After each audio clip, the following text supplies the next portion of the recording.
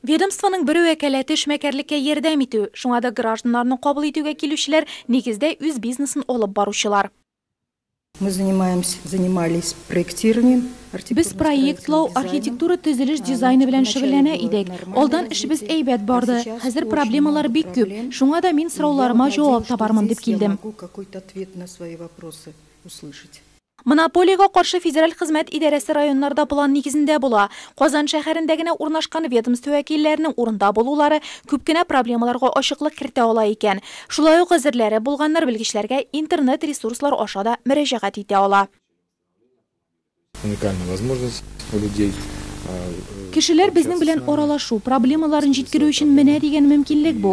Нигездә бу дәүләт сатып алулары, торгларда катнашу, алардан качу, технологик тоташтырулар, бакча кишәрлекләренә кагылышлы сораулар.